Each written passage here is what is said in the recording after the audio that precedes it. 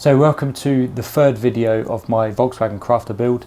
Today we're starting off by putting the sound deadening in, and the sound deadening is a product I've got from Dodo Matte called, I think it's called Deaden or something like that. Dodo Matte Deaden, yeah, dead with an N on the end. So basically this stuff you stick to the side of the van on the metal panels and it stops that vibration or reverberation, I guess, whatever you call it. And basically the van is just a big tin box, and of course any knocks or bangs or rain falling on it on the side or even on the roof can cause the panels to have that vibration. So it's quite a straightforward process. You can cut this with a pair of scissors and manipulate it to shape quite easily. You just clean the panel and then peel off the back, the paper backing, and then stick it directly to the panel. Apparently you need 50% coverage, so that's what I'm trying to aim for. Some people will use less, some people will use more, but ultimately I do want it to be as quiet as possible in here, so hopefully I can get a good night's sleep when I do sleep in it. And another thing I'm opting for is to put this matting on the roof, because some people say you don't need to. However, my theory is that the rain falling on the roof will cause a lot of noise and vibration, so I'm trying to basically alleviate that. So to help with ensuring the deadened matting is bonded to the van body, I've basically bought myself a little roller. I think this is a decorating roller. It came from Wix and it's £3.50. So this is quite handy actually for matching the contours of the van for where you're sticking it, if there's any lines or angled pieces. So yeah, this is the first step in the process of obviously insulating and sound deadening the interior. There's a couple of bits that I've left out that I haven't actually put any sound deadening on, and the reason for this is because partly some parts are scratched and they're down to the bare metal and started to go rusty in some places. So my plan is to paint those bits before I sound deaden them, just so that if I do keep the van for many years, then hopefully I won't have any rust issues. The other thing is that the side door and obviously the panelled bit on the opposite side, I'm hoping to replace with windows. I haven't actually ordered the windows yet. I don't know whether to fit them myself or to pay someone to fit them, so I need to kind of work that out, and then I can decide whether I'm going to sound deaden and insulate those bits or not. Another issue is the ceiling. I can put the sound deadening on certain places, but I do plan to run a max air fan that I've ordered for the centre, but I currently don't know if it's going at the front or at the back of the van, and I'm not quite sure exactly where. So again, until I've worked out where the placement of that will be, then I can't actually sound deaden all of it, but that will be on the list, and hopefully perhaps by end of next week the fan should have arrived and I can get it fitted, all being well. But to do a little test, as you can see, this back panel has the sound deadening on pretty much 50% of it. So let's do a little test for the noise. And then we can move over to this potentially window panel. So as you can tell, hopefully by that knocking test, the sound deadened part is a lot quieter than the non-sound deadened part. So hopefully by doing the roof, that will also help, especially on the rainy nights, as I said. So yeah, that's where we're up to basically. I'm going to continue putting the sound deadening in where I can, and after that I'll find somewhere else to do. So an update then. Things are progressing quite nicely on the van. I've got the sound deadening on pretty much all of the panels that I think should be sound deadened. There's a couple of bits to put on by the fan. So over the weekend I installed the max air fan, which actually took a lot longer than I expected, with the marking out, the drilling, the cutting, the painting, the sealing and all of that stuff. But yeah, in the end got it in, got it installed. I haven't tested it yet, so the wires are still hanging down. I need to power it up and test it. That's a job for hopefully this weekend coming, or we can try it out then and make sure that it works, which I'm sure it will. But in the meantime, I can still open and close it should I need to. I've water tested it as it's been absolutely lashing down with rain for the last couple of days, windy and wet.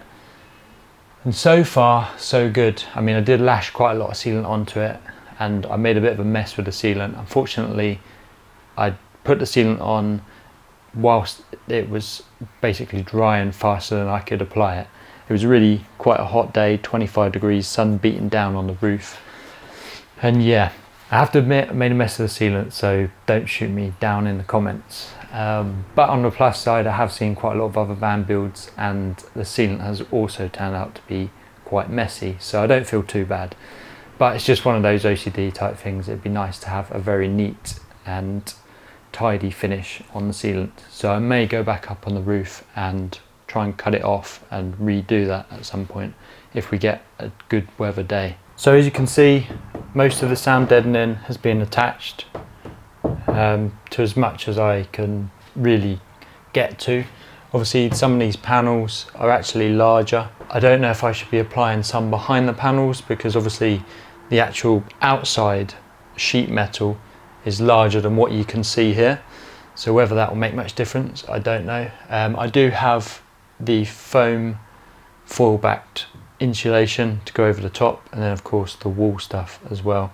So I'm sure it will be insulated enough and that'll add some sound deadening properties as well. So down here I have the windows. The two side windows have eventually arrived and I've paid, or rather I booked for someone to come and fit them in for me. So currently it's scheduled for Sunday, which is the end of this week, and hopefully after that, assuming that the installation goes to plan on that day, then I can remove the bulkhead.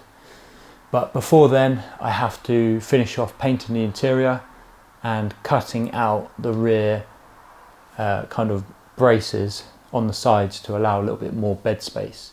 That's my current plan.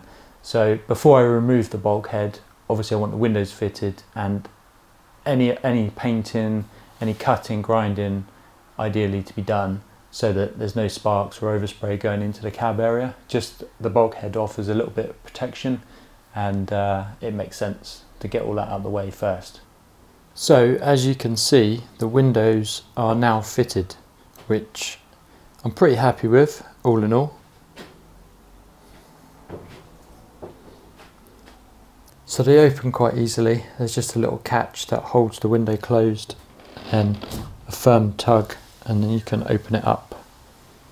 It leaves behind this window kind of bug net, which is also sliding, built in, which is the reason I went for these windows, because I wanted to be able to have plenty of ventilation without getting loads of bugs inside overnight, especially if you're sleeping in areas where maybe there's loads of midges and stuff. I'm not sure that the net is fine enough to stop midges, but I guess we'll find out.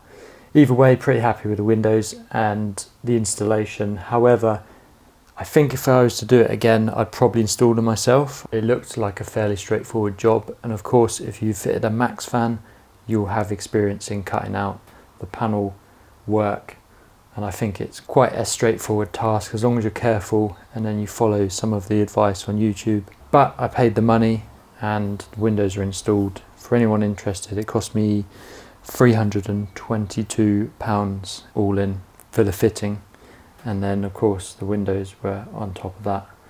So yeah, the windows are fitted. It's a big job done. There's a lot more light in here, and of course ventilation as well. So very happy with the windows and happy that that's another big job ticked off the list.